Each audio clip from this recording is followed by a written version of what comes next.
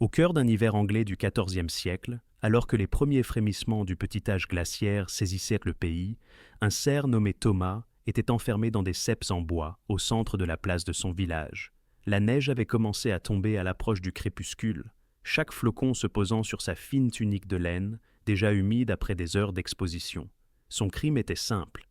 Il avait volé une miche de pain à la boulangerie du seigneur pour nourrir ses enfants affamés.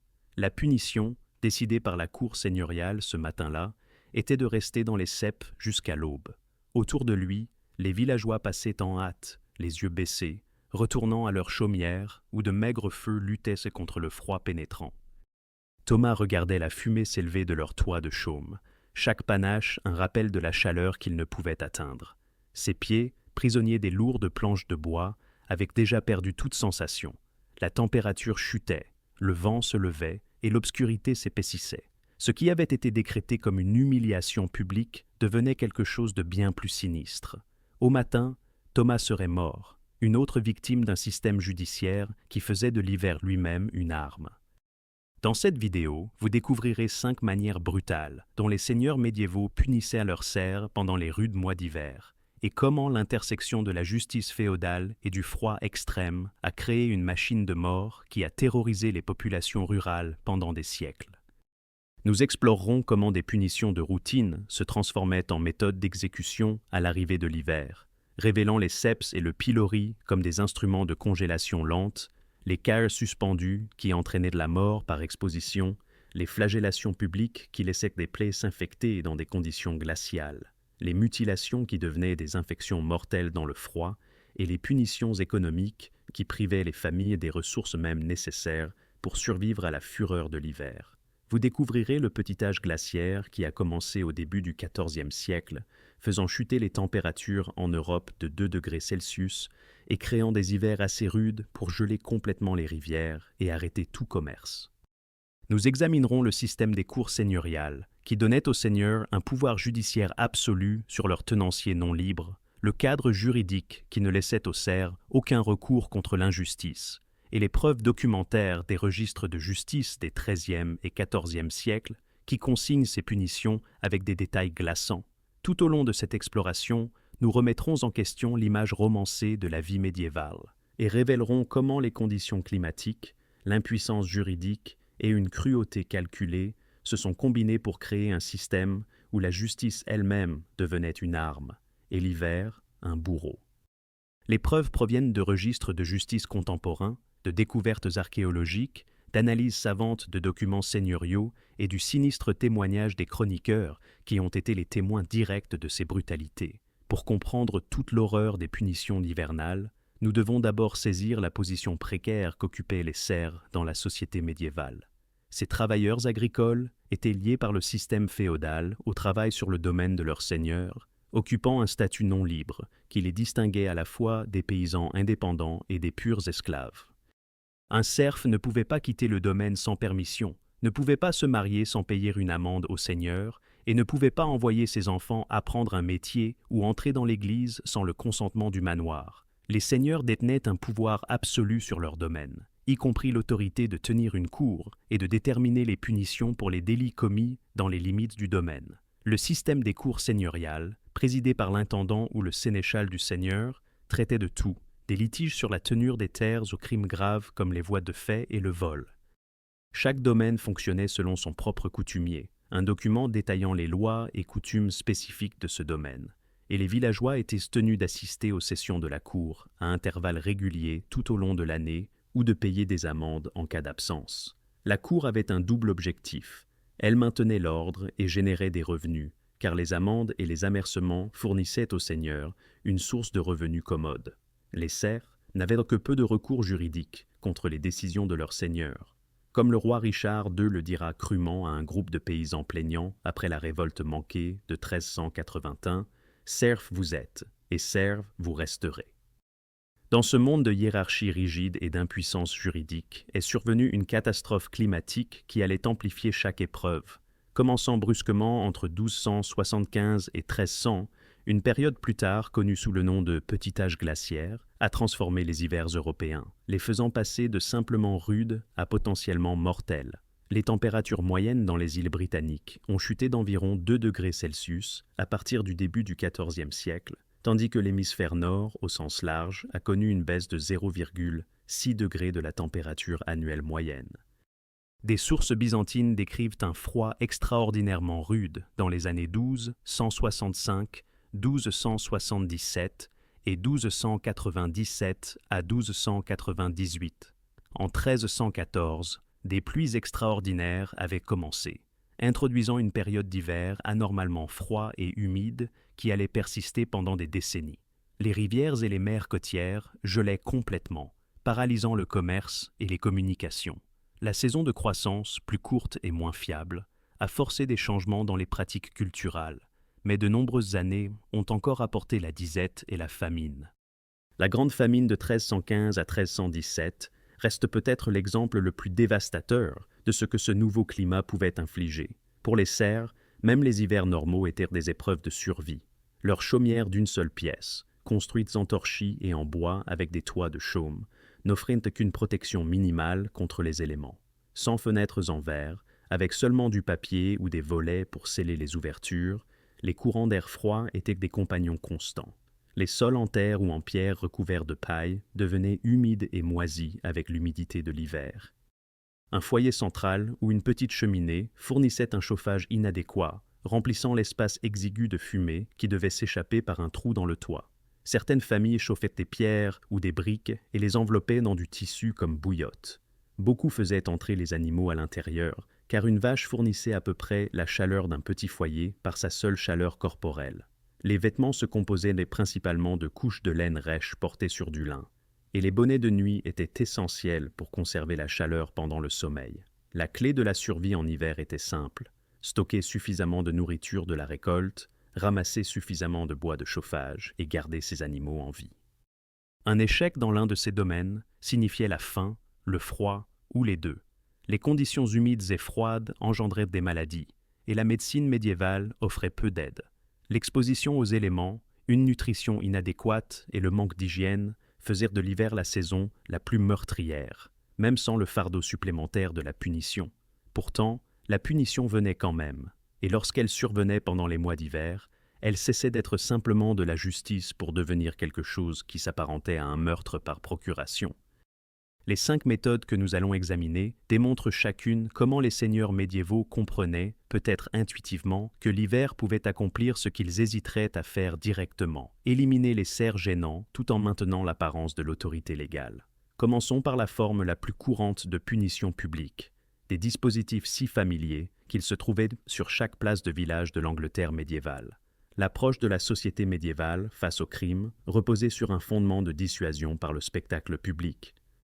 La justice n'était pas une affaire privée conclue dans les salles d'un palais de justice, mais plutôt une performance mise en scène sur les places de ville et les marchés où des communautés entières pouvaient être témoins des conséquences de la transgression. La théorie était simple: si les gens voyaient la souffrance infligée aux contrevenants, ils y réfléchiraient à 2 fois avant de commettre des crimes eux-mêmes. Cette philosophie a transformé la punition en théâtre, avec l'accusé comme acteur involontaire et ses voisins comme public obligatoire. Les enfants assistaient à ces spectacles aux côtés des adultes, apprenant très tôt le prix de la défiance. Les seigneurs comprenaient que maintenir le contrôle sur des centaines de serfs exigeait plus qu'une application occasionnelle de la loi. Cela exigeait que le pouvoir de punir soit rendu visible, tangible et terrifiant. Parmi les instruments les plus omniprésents de cette justice publique se trouvaient 2 dispositifs en bois qui semblent presque désuets dans l'imagination moderne, mais qui, entre les mains de l'autorité médiévale et sous l'assaut du temps hivernal, devenaient des engins de mort lentes. Les ceps étaient d'une construction faussement simple: 2 lourdes planches de bois articulées à une extrémité et fixées par une serrure à l'autre, avec des encoches semi-circulaires, découpées pour piéger les chevilles ou les poignets d'une victime. La personne condamnée était assise ou allongée sur le sol, immobilisée, ses membres capturés, empêchant tout mouvement significatif. Le pilori différait dans sa cruauté. Des planches de bois se refermaient autour du cou et des poignets de la victime, la forçant à se tenir penchée en avant, la tête et les mains piégées dans les trous circulaires, incapable de s'asseoir, de s'allonger ou de s'éloigner. Les 2 dispositifs étaient construits en chêne épais ou en bois dur similaire, conçu pour résister à des années d'utilisation et à toute tentative d'évasion. Chaque village d'une certaine taille possédait au moins un de ces dispositifs, positionné bien en vue sur la place centrale ou le marché où se déroulait le commerce quotidien. C'étaient des repères aussi familiers que l'Église, des rappels visuels que la justice pouvait réclamer n'importe qui, à n'importe quel moment. Les ceps sont restés occasionnellement en usage en Grande-Bretagne jusqu'en 1872, tandis que le pilori a été aboli en Angleterre et au pays de Galles en 1837, témoignage de l'attrait durable de l'humiliation publique comme punition. L'expérience d'être enfermé dans les ceps ou le pilori commençait avec la sentence du tribunal et la marche vers le dispositif, souvent accompagnée par les huées de la foule et des jets de débris. Une fois sécurisée, la personne condamnée faisait face à des heures d'immobilisation. Les peines variaient en fonction de la gravité de l'infraction et de l'humeur du seigneur, allant d'une seule heure pour des infractions mineures à une journée entière ou plus pour des crimes plus graves. La foule qui se rassemblait n'était pas un public passif. Les punitions publiques médiévales avaient une atmosphère de carnaval, les citadins traitant l'événement comme un divertissement. Ils bombardaient la victime impuissante de nourriture pourrie, de boue, d'abats, d'animaux morts et d'excréments d'animaux. La puanteur devenait insupportable et l'humiliation complète. Les gens criaient des railleries et des insultes, riaient de l'inconfort de la personne condamnée et inventaient parfois de nouvelles indignités créatives. La torture psychologique de cette dégradation publique était immense. Être moqué par ses voisins, être vu dans une telle vulnérabilité impuissante par des gens avec qui on continuerait à vivre après sa libération, laissait des cicatrices qu'aucun médecin ne pouvait traiter. Pour la victime, le temps s'étirait. Incapable de se gratter, d'ajuster sa position de manière significative ou de se protéger des projectiles, chaque minute se transformait en une éternité. Le soulagement, lorsqu'il arrivait enfin sous la forme de la libération, signifiait rentrer chez soi dans la honte, couvert de saleté, avec des muscles endoloris et une dignité meurtrie. Mais cette description s'applique à la punition des ceps et du pilori dans des conditions normales. Quand l'hiver arrivait, en particulier les hivers brutaux de l'ère du petit âge glaciaire, ces dispositifs se transformaient en instruments d'exposition mortelle. Imaginez la même scène transposée à un après-midi de janvier dans l'Angleterre du XIVe siècle, lorsque la température avoisine le point de congélation et qu'un vent glacial balaie la place du village. Le serf condamné, enfermé dans les ceps ou le pilori, ne porte que la fine tunique de laine et le pantalon rugueux qui constitue la tenue paysanne standard. Les serfs médiévaux ne possédaient pas plusieurs tenues de rechange. Ce qu'ils portaient au quotidien était ce qu'ils portaient pour leur punition. Au fil des heures, le vent traverse le tissu lâchement tissé, emportant le peu de chaleur que leur corps génère. Si de la neige ou du grésil tombe, il s'infiltre dans leurs vêtements, et la laine humide n'offre presque aucune isolation. L'humidité conduit en fait la chaleur loin du corps plus efficacement que ne le ferait l'air sec. La victime ne peut pas taper des pieds, balancer les bras ou effectuer aucun des mouvements qui génèrent de la chaleur par l'activité musculaire. Dans les ceps, elle est assise, immobile, sur un sol ou une pierre gelée. Au pilori, elle se tient penchée, incapable de changer de poids efficacement, les muscles se crispant à force de maintenir cette position contre nature. Au bout de la première heure, l'inconfort devient douleur. Les extrémités sont les premières à souffrir. Les doigts et les orteils commencent à perdre leur sensibilité, car les vaisseaux sanguins se contractent dans la tentative du corps de préserver la température centrale. Les oreilles, entièrement exposées au vent, commencent à faire mal d'une douleur profonde et pénétrante. Le nez coule constamment dans le froid, mais la victime ne peut pas l'essuyer. Au pilori, elle ne peut même pas baisser la tête. La foule continue ses abus, bien qu'avec peut-être moins d'enthousiasme dans le froid mordant. Ils peuvent retourner dans leur chaumière chaude quand ils sont fatigués du spectacle. Le condamné, lui, ne le peut pas. Au cours des deuxième et troisième heures, les gelures commencent leur travail insidieux. Les tissus des doigts et des orteils, privés d'un flux sanguin adéquat, commencent à geler.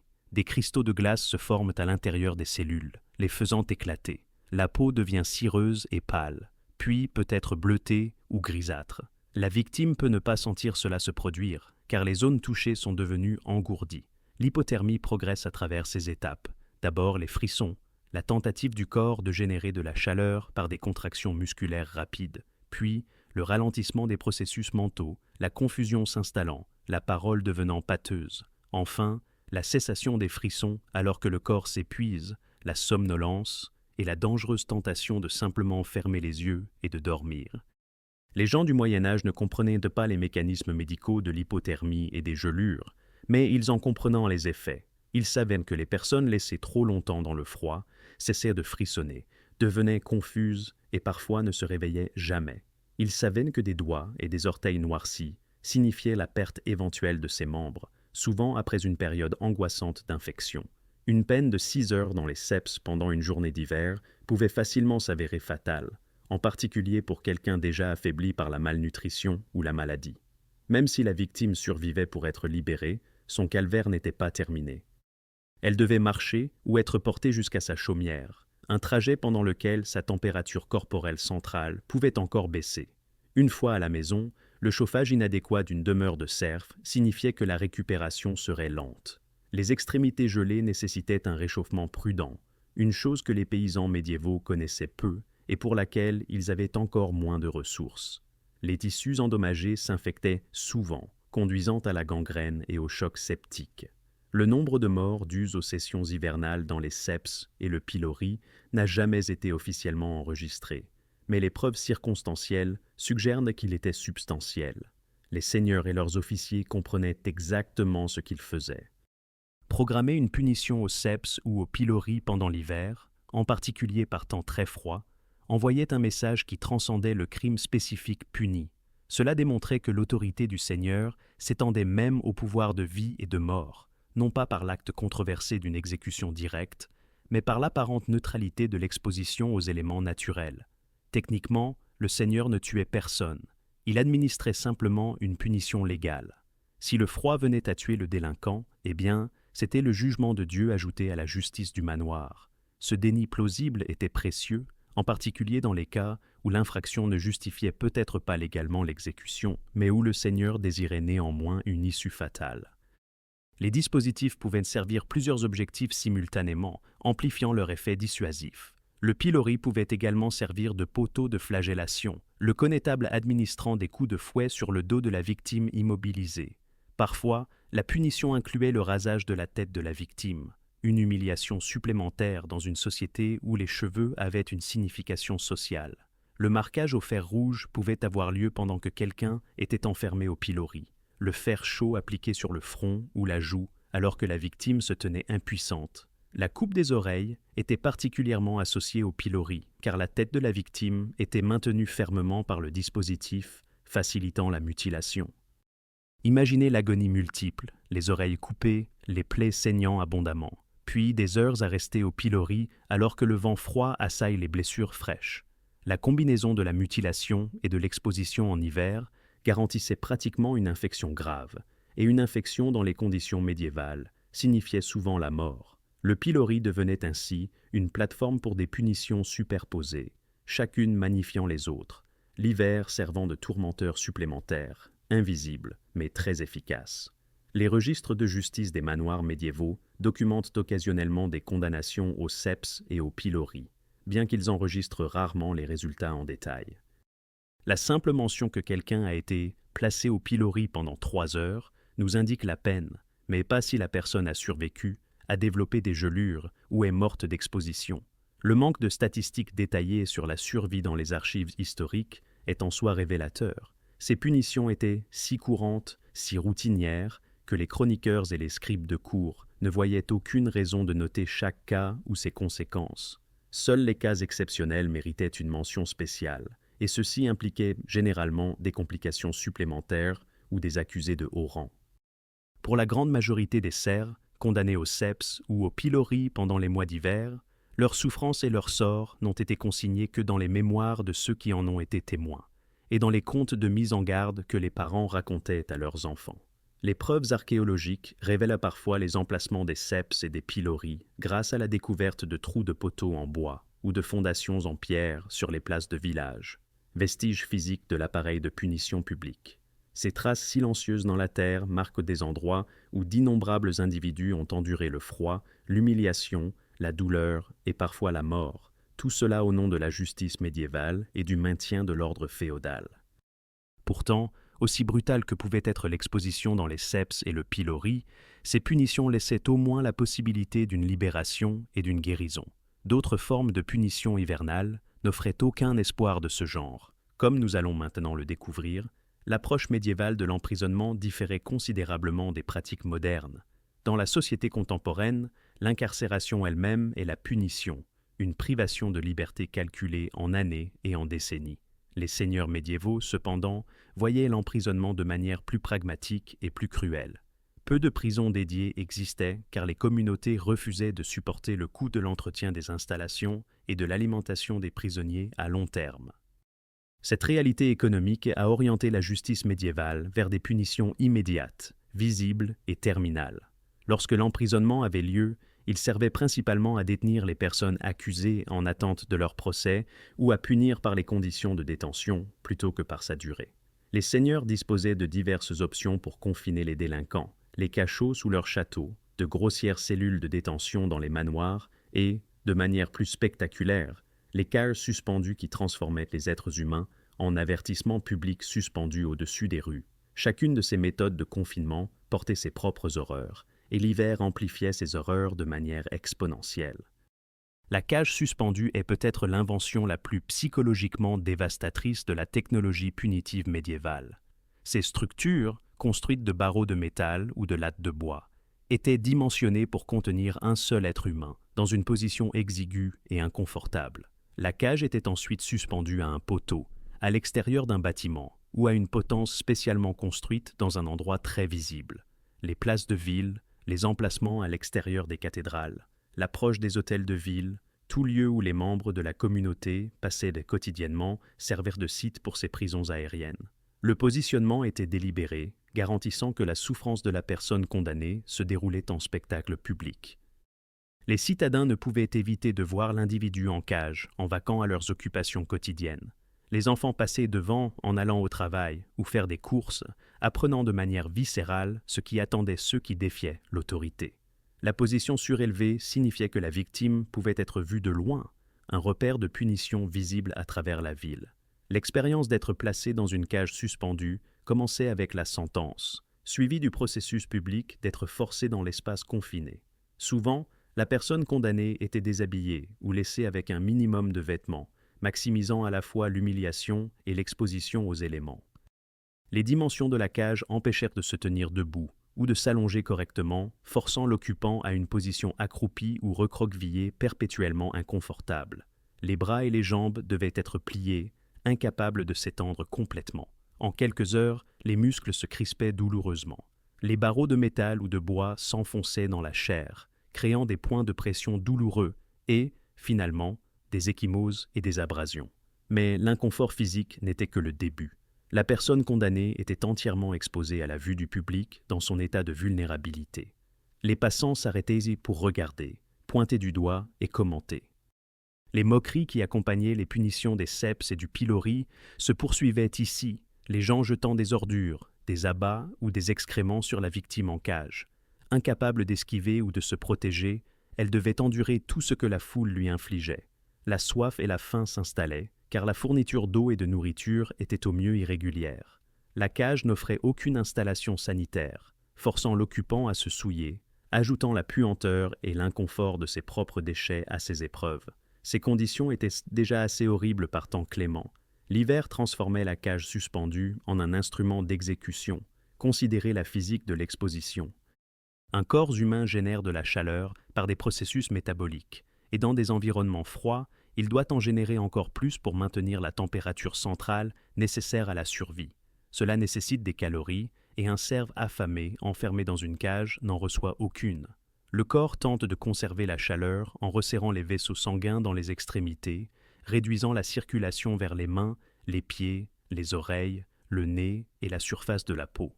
Ce mécanisme de protection ralentit le développement de l'hypothermie dans les organes centraux, mais garantit pratiquement les gelures dans les zones périphériques. Une personne nue ou presque nue dans une cage en métal n'a aucune isolation. Le métal conduit la chaleur loin de toute partie du corps en contact avec lui, accélérant la perte de chaleur. Si la neige tombe, elle s'accumule sur la cage et l'occupant, fondant légèrement à cause de la chaleur corporelle résiduelle, puis regelant, créant une couche de glace. Le vent siffle à travers les barreaux sans entrave. le facteur de refroidissement éolien pouvant faire chuter la température effective, bien en dessous de la température de l'air ambiant. La progression de la mort par exposition dans une cage suspendue était à la fois prévisible et angoissante. Dans les premières heures, la victime frissonnait violemment et constamment, tentative désespérée de son corps pour générer de la chaleur par des contractions musculaires rapides. Cela épuise rapidement les réserves d'énergie restantes du corps, en particulier chez une personne déjà malnutrie. À la tombée de la nuit et à la chute des températures, les frissons pouvaient s'intensifier brièvement avant de commencer à ralentir. La parole de la victime devenait pâteuse, ses pensées confuses. Elle pouvait crier de manière incohérente ou sembler halluciner. Les observateurs médiévaux, dépourvus de connaissances médicales modernes, auraient pu interpréter cela comme une possession démoniaque ou un jugement divin, plutôt que comme les symptômes cliniques d'une hypothermie modérée. Lorsque la température corporelle centrale tombait en dessous de 90 degrés Fahrenheit, les frissons cessaient complètement, un signe dangereux indiquant que les réserves d'énergie du corps étaient épuisées. La somnolence envahissait la victime, et elle pouvait devenir insensible aux cris ou aux coups des spectateurs en bas. Finalement, la conscience s'évanouissait complètement, et la mort suivait, généralement dans les 12 à 24 heures d'une exposition sévère au froid, selon des sources qui notaient par euphémisme que les victimes mouraient rapidement dans les cages d'hiver. Mais l'horreur ne s'arrêtait pas avec la mort. La cage n'était pas vidée immédiatement. Le corps restait suspendu comme un avertissement pour tous ceux qui passaient. La justice médiévale employait fréquemment cette tactique, laissant des cadavres sur des gibets à l'extérieur des villes ou dans des cages suspendues comme moyen de dissuasion visuelle. La valeur d'avertissement public augmentait en fait une fois la mort survenue, car le cadavre en lente décomposition démontrait la conséquence ultime de la criminalité. En hiver, la décomposition se déroulait plus lentement en raison des basses températures, ce qui signifiait que le corps pouvait rester reconnaissable pendant des semaines. Les membres de la famille et les amis du défunt devaient passer régulièrement devant la cage, voyant le cadavre gelé de leur être cher exposé, incapables de lui offrir une sépulture décente, confrontés à leur impuissance face à l'autorité du Seigneur. Finalement, que ce soit après des jours ou des semaines, le corps était retiré, peut-être pour être enterré en terre non consacrée, complétant l'assaut de la punition sur le corps et l'âme. La cage vide restait, prête pour le prochain délinquant, un rappel constant que le pouvoir du Seigneur de confiner et de tuer était omniprésent. Les archives historiques documentent l'existence de cages suspendues à des endroits spécifiques dans toute l'Europe médiévale. Et les fouilles archéologiques découvrent occasionnellement les points de fixation où ces structures étaient attachées aux bâtiments ou aux poteaux. Les preuves physiques confirment ce que les sources écrites suggèrent. Ces dispositifs n'étaient pas des aberrations rares, mais plutôt des caractéristiques communes du paysage judiciaire médiéval. Il existe des archives mentionnant des décès par exposition dans des cages, bien qu'elles soient frustramment rares en détail. Une entrée typique pourrait simplement noter qu'un criminel condamné a été placé en cage et est ensuite mort de ses crimes, sans préciser combien d'heures ou de jours se sont écoulés ni quelles étaient les conditions météorologiques. La nature même de ces notations suggère à quel point ces décès étaient devenus routiniers, assez banals pour ne mériter que la plus brève mention dans les documents officiels. Parallèlement à l'horreur des cages suspendues, existait une autre forme de confinement qui, bien que moins visible publiquement, n'était pas moins brutale en hiver. Les cachots des châteaux de l'Europe médiévale ont acquis leur réputation redoutable à travers des siècles de légendes et de archives historiques. Ces chambres souterraines, construites sous les forteresses et les manoirs importants, étaient délibérément conçues pour empêcher l'évasion et pour imposer une souffrance psychologique aussi bien que physique. L'accès se faisait souvent par une trappe dans le sol d'une pièce supérieure, les prisonniers étant descendus par une corde dans l'obscurité en dessous. Certains cachots comprenaient des oubliettes, des trous de l'oubli, où les prisonniers pouvaient être jetés et littéralement oubliés, laissés pour mourir dans l'isolement et l'obscurité.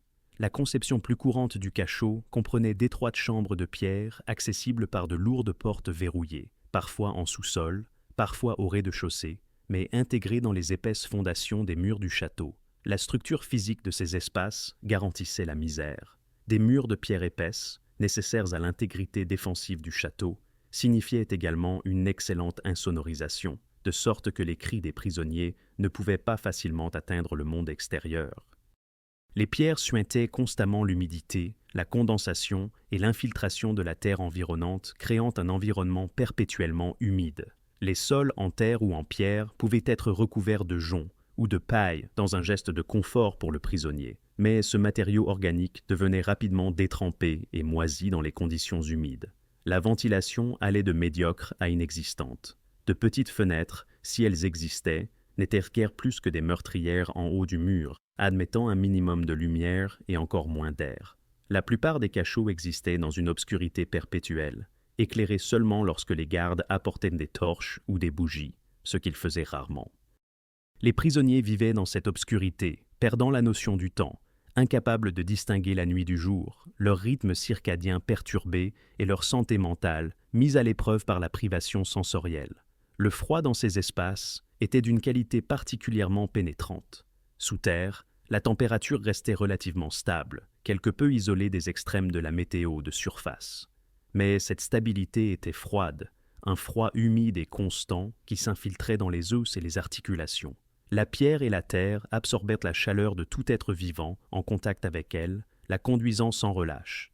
Un prisonnier assis ou couché sur un sol en pierre verrait la chaleur de son corps s'échapper inexorablement.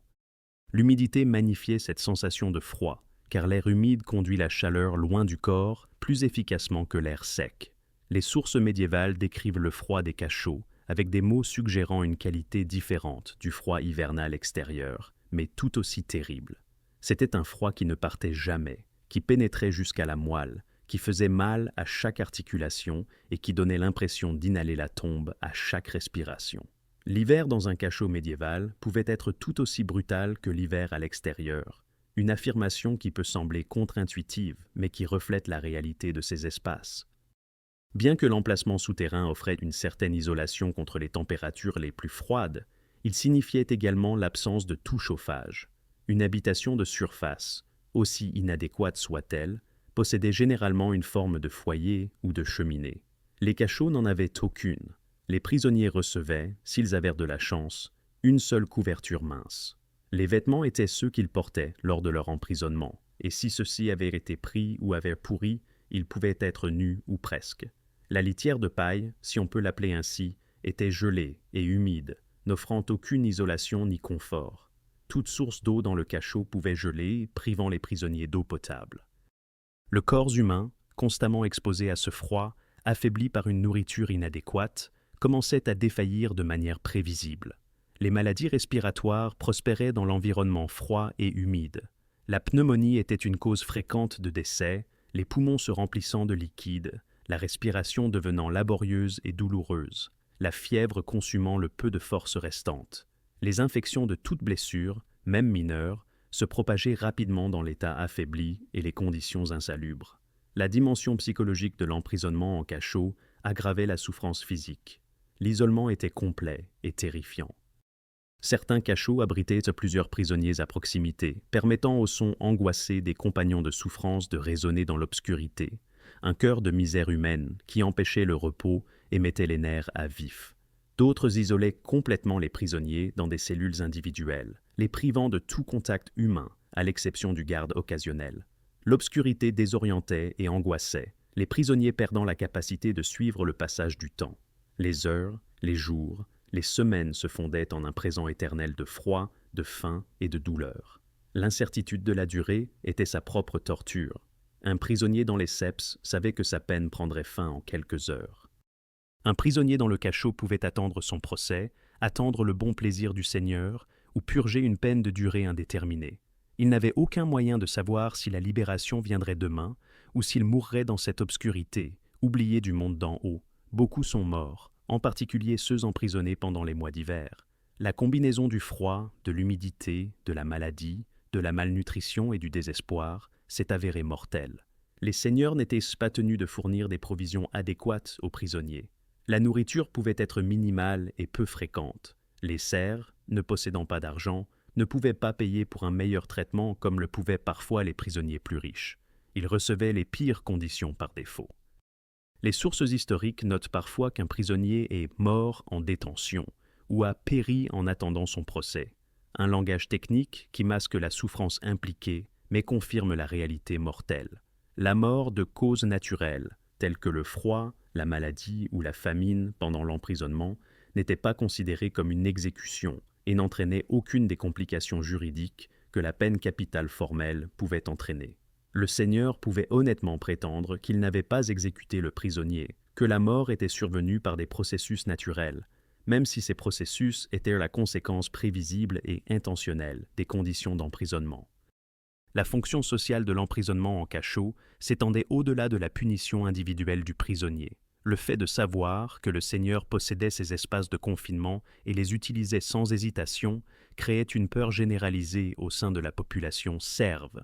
Les histoires de ce qui se passait dans les cachots, qu'elles soient exactes ou embellies, se propageaient dans les communautés et se transmettaient de génération en génération. Les parents avertissaient les enfants que la mauvaise conduite pouvait mener au cachot.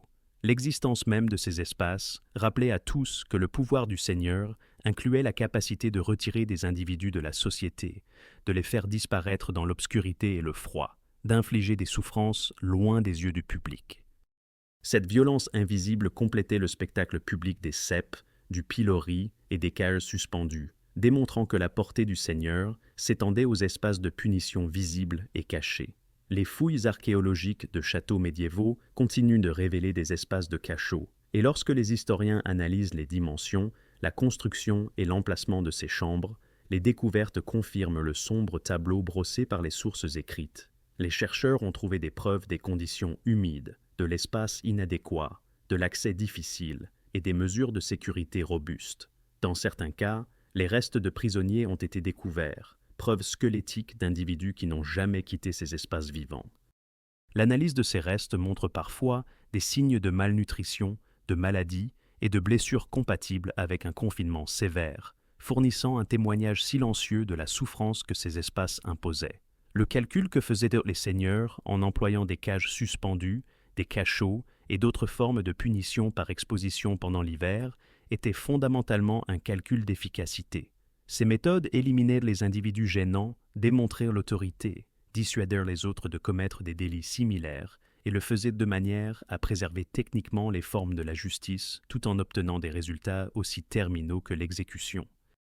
L'hiver servait d'allié dans ce système, une force de la nature qui pouvait être exploitée et déployée aussi sûrement que le fouet du connétable ou la lame du bourreau.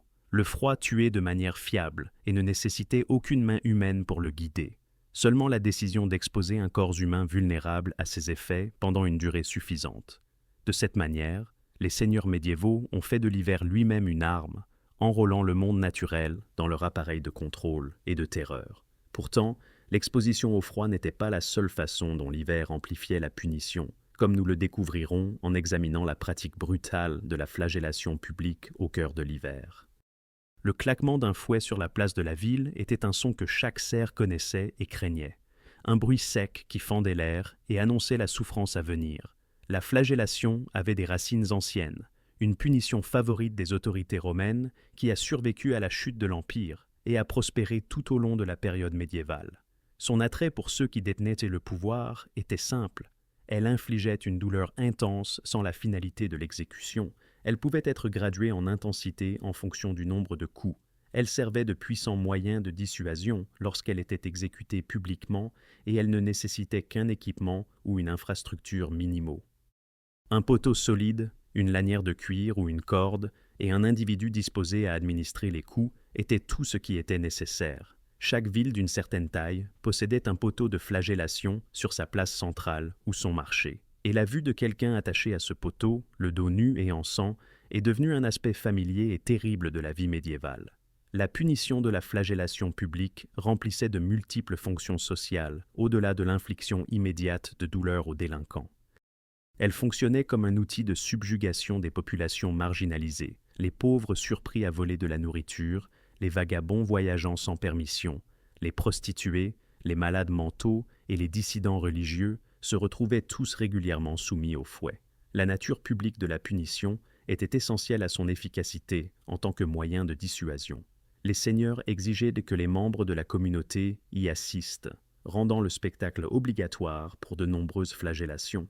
Les enfants se tenaient aux côtés des adultes, apprenant par une expérience viscérale les conséquences de la défiance de l'autorité.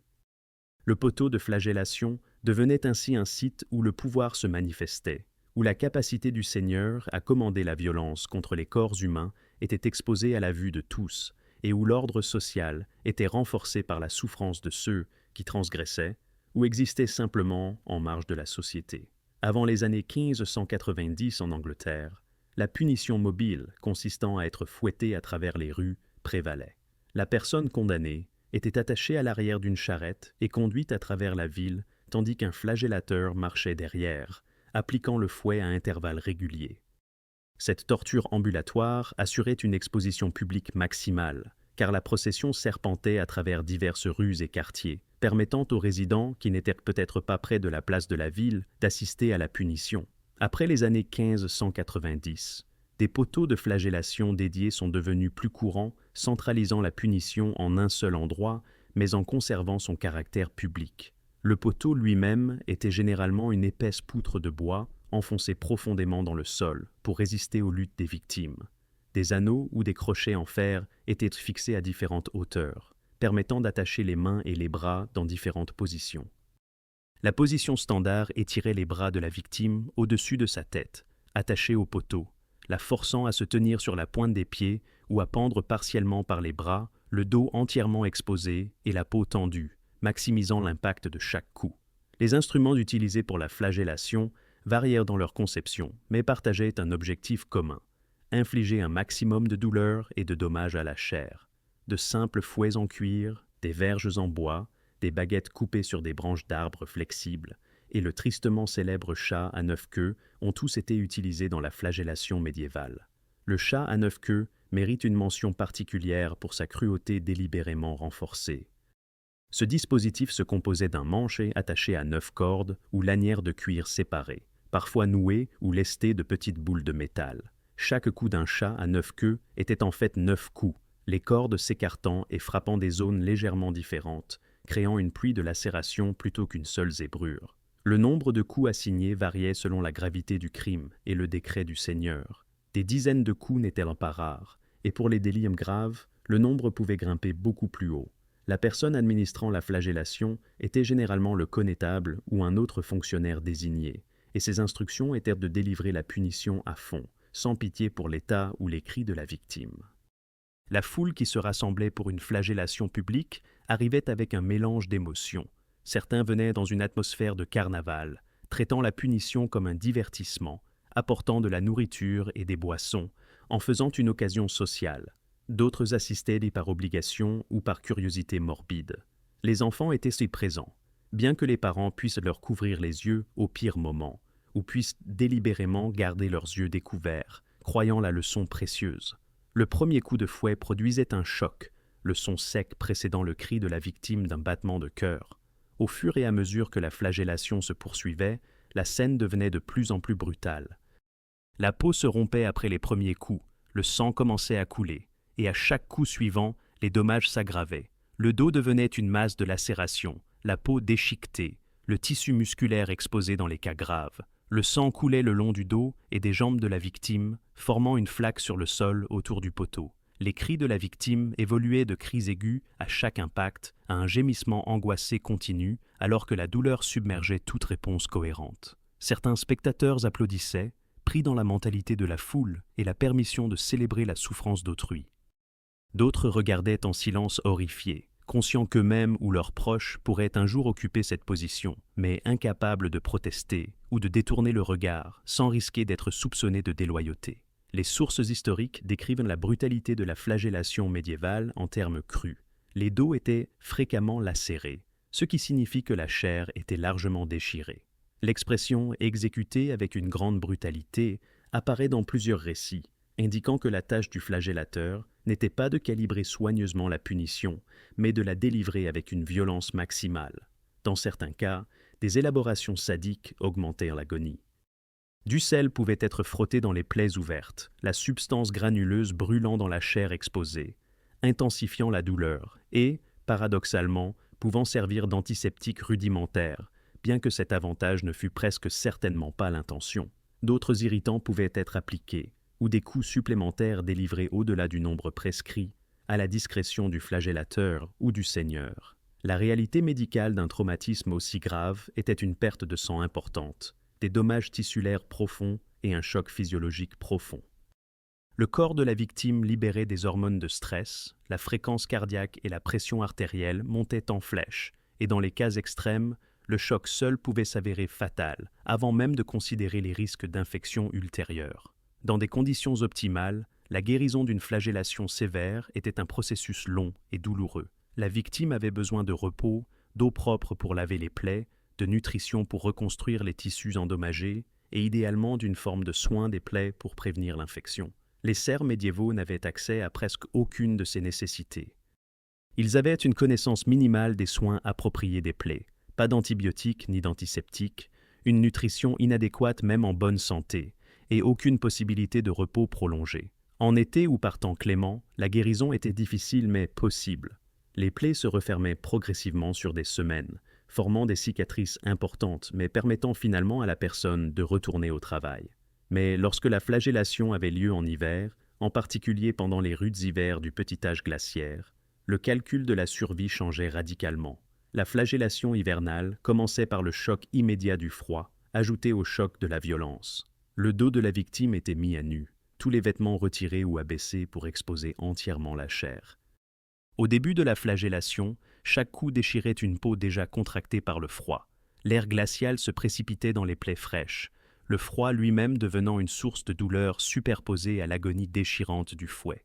Si de la neige ou du grésil tombait pendant la punition, il atterrissait directement sur la chair à vif et saignante, fondant à cause de la chaleur corporelle puis regelant, créant des cristaux de glace dans les plaies. Le vent balayait le dos exposé, l'effet de refroidissement éolien faisant paraître la température réelle encore plus basse. Le sang qui coulait des plaies pouvait partiellement geler à la surface de la peau, créant un givre cramoisi grotesque. Le corps de la victime, déjà stressé par la flagellation, devait maintenant faire face au défi supplémentaire de maintenir sa température centrale, tout en étant gravement blessé et partiellement dévêtu dans des conditions glaciales. L'hypothermie pouvait commencer à s'installer même pendant la punition elle-même, aggravant le choc et pouvant causer de la confusion, une perte de conscience ou une crise cardiovasculaire. Les suites immédiates de la flagellation hivernale présentaient des défis presque insurmontables. La victime, détachée du poteau, ne pouvait souvent pas se tenir debout sans aide. Elle devait d'une manière ou d'une autre rentrer chez elle, marchant ou rampant dans les rues enneigées, le dos une masse de plaies ouvertes, exposées à l'air glacial. Mettre des vêtements était un processus atroce, car tout tissu pressé contre la chair à vif provoquait une nouvelle agonie. Pourtant, rester sans vêtements signifiait une hypothermie certaine. Le choix était entre la douleur immédiate et une mort plus lente. La plupart choisissaient de supporter la douleur des vêtements, enfilant des tuniques de laine rugueuses sur leur dos déchiré. Chaque mouvement un calvaire, les fibres s'accrochant à la chair exposée et le sang frais s'imprégnant dans le tissu. L'arrivée à la chaumière du cerf apportait peu de soulagement. Le chauffage inadéquat de ces structures signifiait que les températures intérieures n'étaient que légèrement supérieures à celles de l'extérieur. Il n'y avait pas de fenêtre en verre pour se protéger des courants d'air, pas d'isolation dans les murs, seulement un petit foyer luttant pour chauffer une seule pièce. La victime ne pouvait pas s'allonger sur le dos, car la pression sur les plaies était insupportable. Elle pouvait s'allonger face contre terre sur une litière de paille humide et moisie, le contact avec ses plaies introduisant des contaminants. Ou elle pouvait essayer de dormir assise ou sur le côté, incapable de se reposer correctement, l'épuisement et la douleur empêchant un vrai sommeil. L'air froid de la chaumière agressait constamment les plaies, empêchant la formation de croûtes appropriées, maintenant les tissus enflammés et empêchant la guérison. Les membres de la famille, s'ils étaient présents, ne pouvaient offrir qu'une aide limitée au-delà du réconfort de base. Ils pouvaient essayer de nettoyer les plaies avec de l'eau, mais en hiver, l'eau devait être laborieusement chauffée sur le feu inadéquat, et l'eau froide du puits choquerait les blessures. Des remèdes populaires pouvaient être tentés, des cataplasmes ou des applications d'herbes, mais les connaissances médicales médiévales étaient rudimentaires et souvent contre-productives. L'infection n'était pas une possibilité, mais une quasi-certitude. Les plaies ouvertes dans des conditions froides et insalubres devenaient des terrains de reproduction pour les bactéries.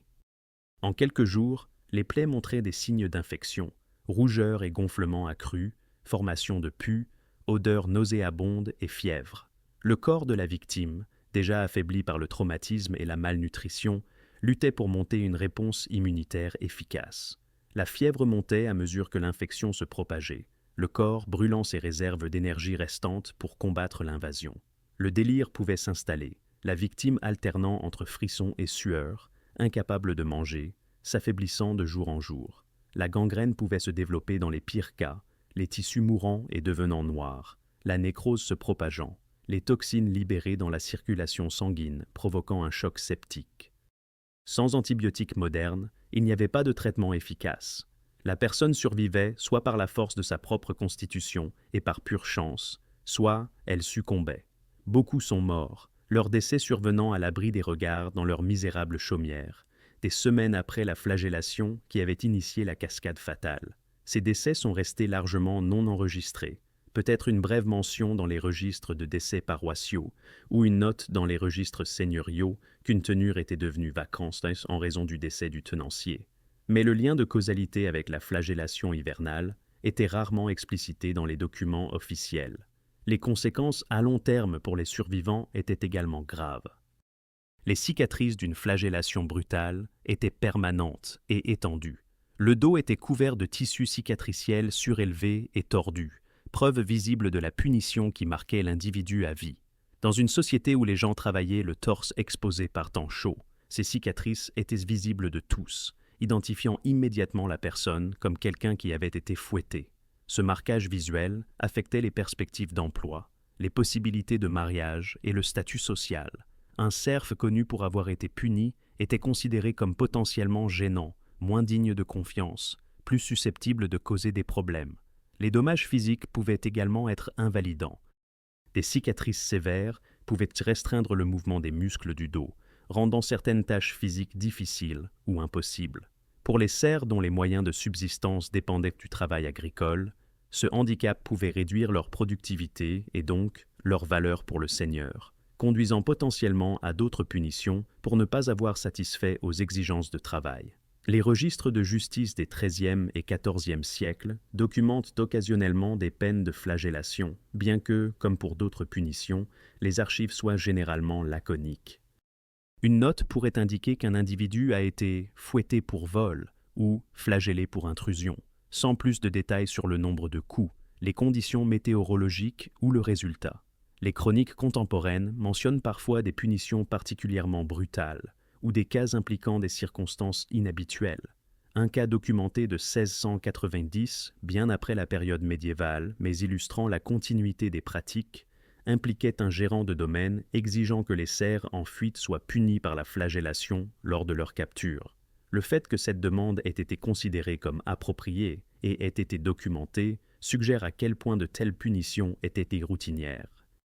Les preuves archéologiques des cimetières médiévaux révèlent occasionnellement des restes squelettiques, portant des traces de cicatrices de flagellation guéries, visibles comme des altérations de l'os ou des cicatrices sévères avaient affecté les points d'attache des muscles du dos. Ces témoins silencieux des tombes témoignent de la réalité physique de la flagellation, confirmant qu'il ne s'agissait pas simplement d'une menace, mais d'une pratique régulièrement mise en œuvre, qui laissait des marques permanentes sur le corps de ses victimes.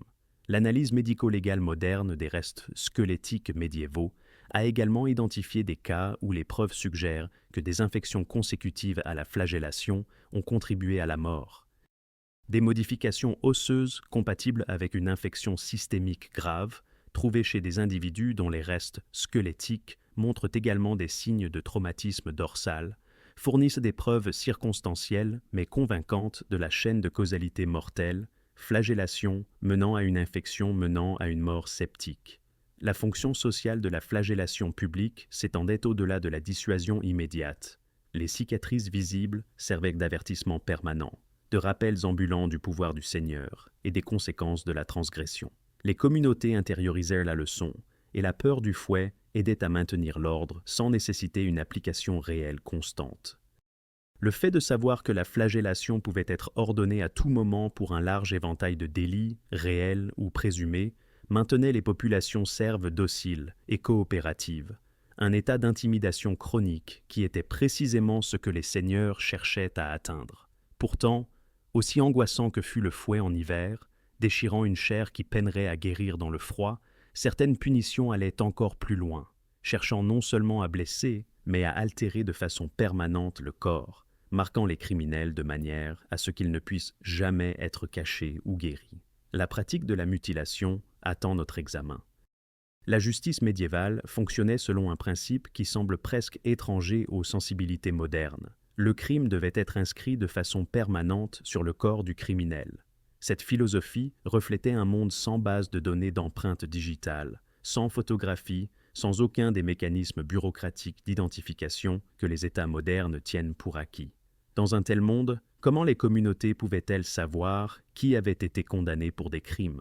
Comment les récidivistes pouvaient-ils être identifiés? Comment les honnêtes gens pouvaient-ils être distingués des criminels? La solution médiévale était brutalement simple: marquer la chair du criminel de manière indélébile, rendant sa transgression visible à tous ceux qui le regardaient. La mutilation servait plusieurs objectifs simultanément. Elle identifiait les délinquants, s'assurant qu'ils ne pourraient jamais cacher leur passé. Elle dissuadait les autres par l'horreur visible de la défiguration permanente. Elle infligeait une honte permanente, une punition psychologique qui se poursuivait longtemps après la guérison des blessures physiques.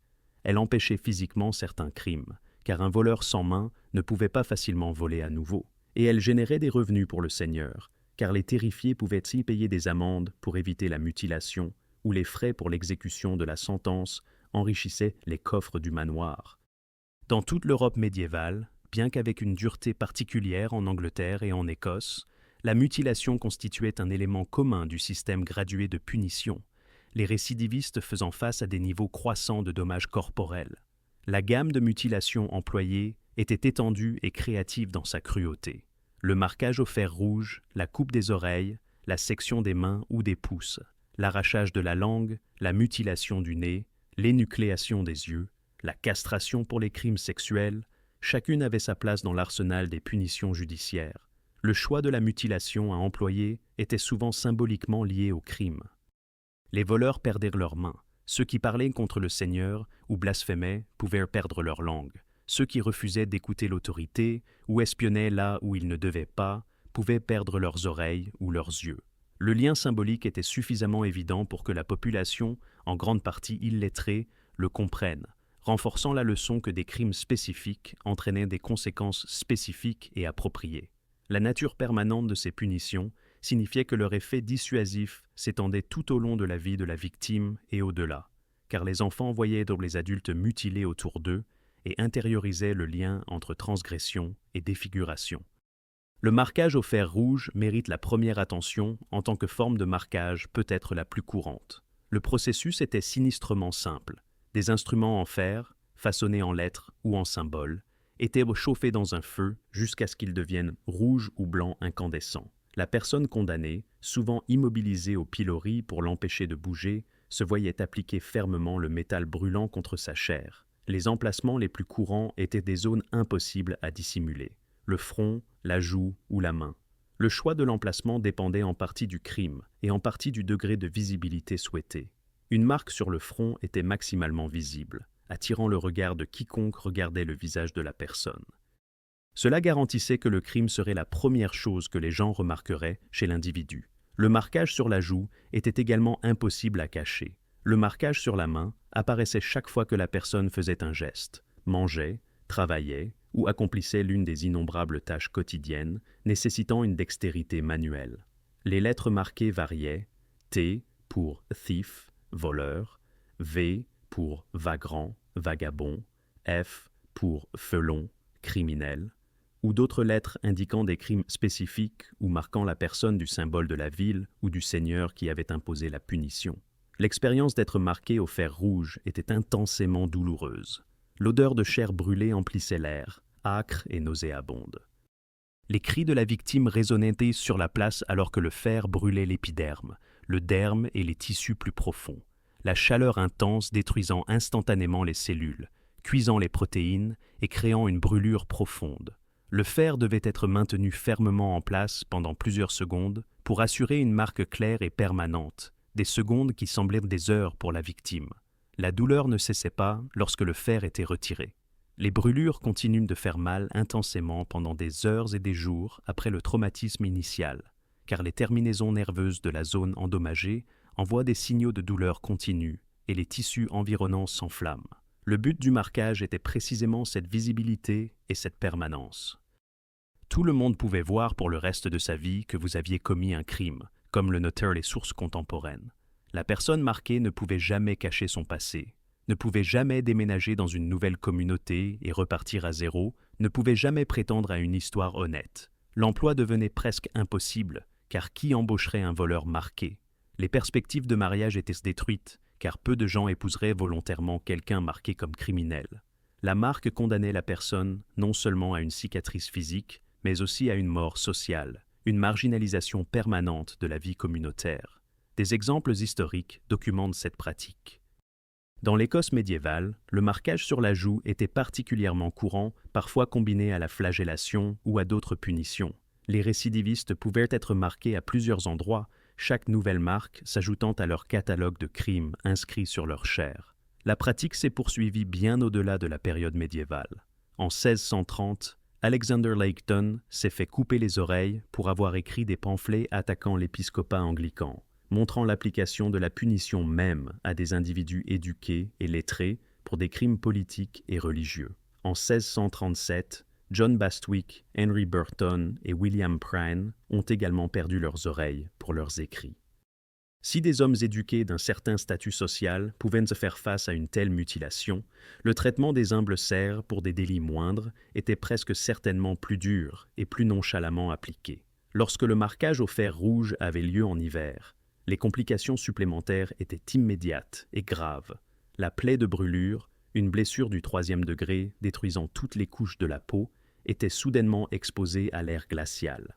Le contraste entre la chaleur intense du marquage et le froid intense du temps hivernal créait un choc pour les tissus.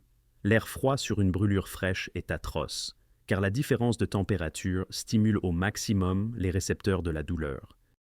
La victime, libérée du pilori après le marquage, devait retourner à sa chaumière avec une grave blessure au visage ou à la main. Dans la chaleur inadéquate et les conditions insalubres d'une demeure de serre, la guérison serait compliquée et prolongée. Les brûlures sont particulièrement sensibles aux infections, car les tissus endommagés constituent un excellent milieu pour la croissance bactérienne, et les barrières de défense normales du corps ont été détruites. En hiver, avec des conditions humides et froides, une litière de paille moisie et aucun soin médical approprié, l'infection était pratiquement garantie.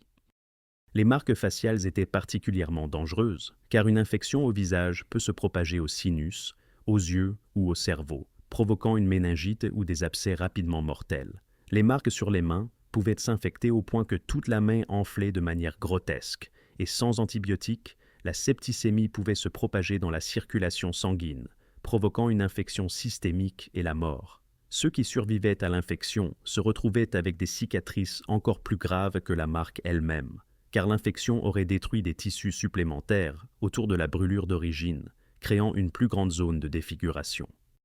La coupe des oreilles, connue sous le nom d'essorillement, était une autre mutilation favorite et sa popularité découlait de considérations pratiques. Les oreilles sont visibles et normalement non couvertes par les vêtements, ce qui rend la mutilation évidente pour tous les observateurs.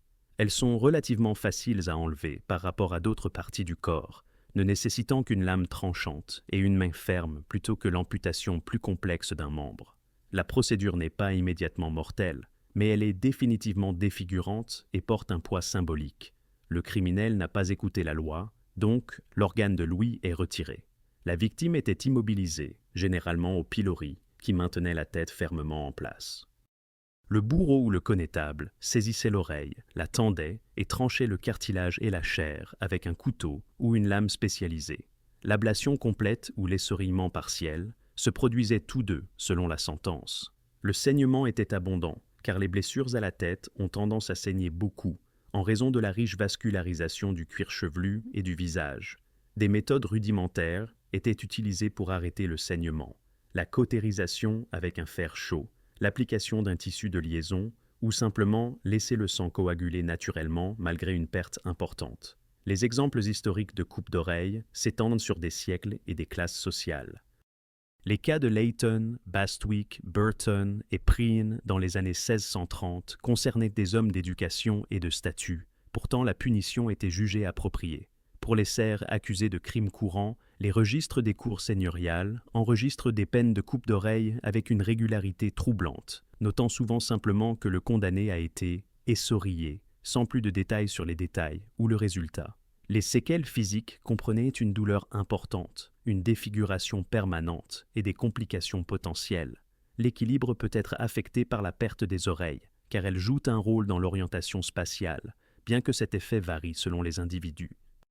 Le traumatisme psychologique d'être marqué de façon permanente d'une manière aussi visible était profond.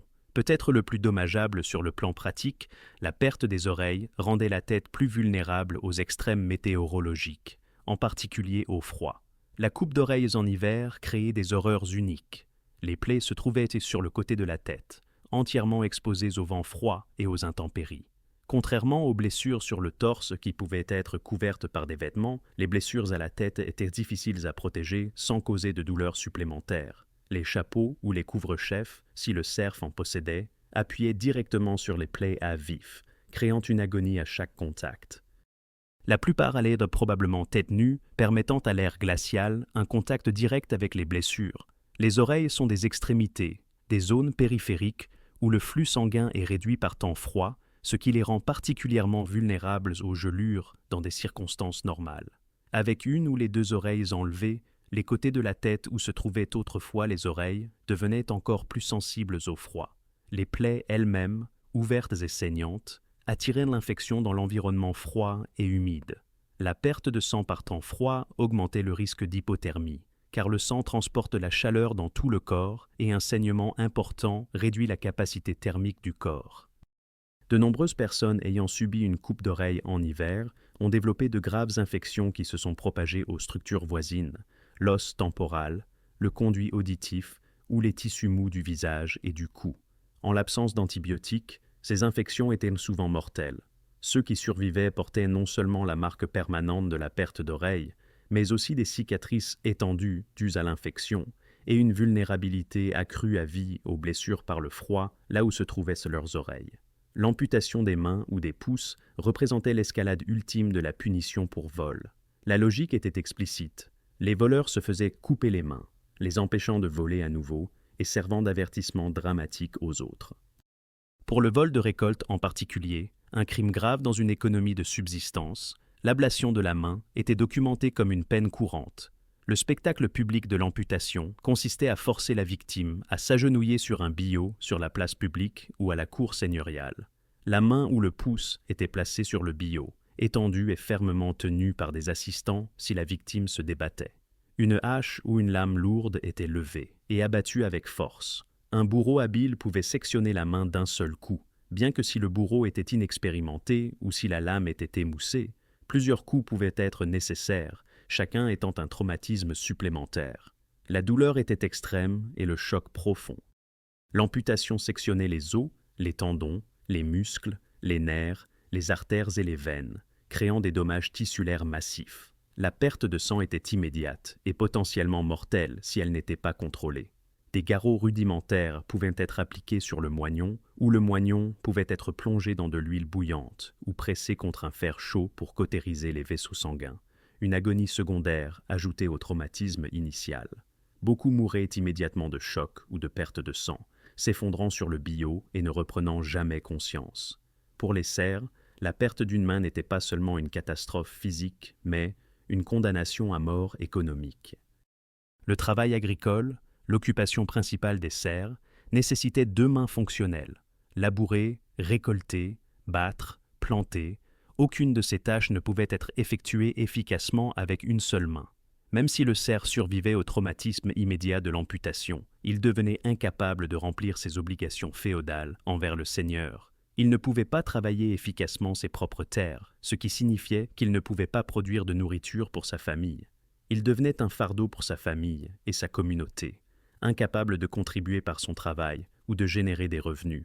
Beaucoup étaient réduits à la mendicité, bien que même la mendicité fût difficile pour les handicapés permanents. La famine suivait souvent l'amputation de quelques mois, une mort plus lente que de se vider de son sang sur le billot, mais non moins certaine. La réalité médicale de l'amputation dans les conditions médiévales signifiait que la survie était peu probable. Les principaux vaisseaux sanguins du poignet et de la main, une fois sectionnées, nécessitait une ligature appropriée pour empêcher un saignement continu ou la formation de caillots qui pourraient se détacher et provoquer une embolie. Les praticiens médiévaux manquaient de ces connaissances et compétences. L'os du poignet ou de la main, maintenant exposé au niveau du moignon, était vulnérable à l'infection, et les infections osseuses sont particulièrement difficiles à traiter et ont tendance à se propager. La gangrène était une complication presque inévitable, la mort des tissus se propageant le long du bras à mesure que les bactéries détruisaient la chair. L'odeur nauséabonde caractéristique et la décoloration noire marquant la progression de la nécrose. Les amputations hivernales multipliaient tous les dangers. La perte de sang massive se produisait dans des conditions froides et la perte de sang combinée au froid crée une synergie mortelle. Le corps a besoin de sang circulant pour maintenir sa chaleur, et lorsque le volume sanguin diminue, la capacité à générer et à retenir la chaleur diminue proportionnellement. L'hypothermie s'installerait rapidement chez quelqu'un qui venait de perdre une quantité importante de sang et qui était assis ou couché par temps glacial. La plaie ouverte, un moignon d'os, de muscles et de vaisseaux sanguins exposés, était immédiatement soumise à l'air glacial. L'infection dans des conditions froides et humides n'était pas seulement probable, mais pratiquement garantie. La victime, si elle survivait à l'amputation immédiate, devait retourner à sa chaumière inadéquate avec une blessure majeure nécessitant des soins qu'elle ne pouvait pas fournir. Elle ne pouvait pas travailler pour gagner de la nourriture pendant sa convalescence, et la convalescence elle-même nécessitait une bonne nutrition qui n'était pas disponible. La guérison en hiver était presque impossible. La réponse immunitaire du corps était compromise par la malnutrition et le froid. La cicatrisation des plaies était ralentie à basse température et l'exposition constante à des conditions insalubres introduisait continuellement des agents pathogènes. Les taux de survie après une amputation de la main en hiver étaient sans aucun doute très bas, bien que des statistiques exactes n'existent pas. Les quelques personnes qui survivaient faisaient face au reste de leur vie avec un handicap permanent, incapables de subvenir à leurs besoins, marqués visiblement par leurs mains manquantes comme des criminels, et souvent libérés du servage par des seigneurs qui les considéraient comme inutiles, mais aussi abandonnés à la misère sans aucun moyen de subsistance. D'autres mutilations complétaient le catalogue des défigurations judiciaires médiévales. Les langues étaient coupées pour les crimes de parole, blasphème, calomnie du Seigneur, propagation de rumeurs séditieuses ou simplement parler trop librement. La procédure consistait à forcer la bouche de la victime à s'ouvrir, à tirer la langue le plus loin possible et à la sectionner avec une lame. La perte de sang était importante et le risque de mourir d'hémorragie ou de s'étouffer avec son sang était élevé. Ceux qui survivaient perdèrent la capacité de parler clairement, bien que certains conservaient la capacité de faire des sons. Manger devenait difficile, car la langue joue un rôle essentiel dans la mastication et la déglutition. La mutilation du nez, consistant à couper une partie ou la totalité du nez externe, était défigurante et rendait la respiration plus difficile, ce qui était particulièrement problématique lors d'un effort physique ou par temps froid, lorsque les voies nasales aident à réchauffer et à humidifier l'air avant qu'il n'entre dans les poumons. L'énucléation, l'aveuglement délibéré d'un ou des deux yeux comme punition, apparaît moins fréquemment dans les archives, mais était pratiquée pour certains crimes, en particulier ceux impliquant l'espionnage ou le fait d'avoir été témoin de choses que l'on n'était pas censé voir. La castration pour les crimes sexuels complétait la liste des mutilations génitales.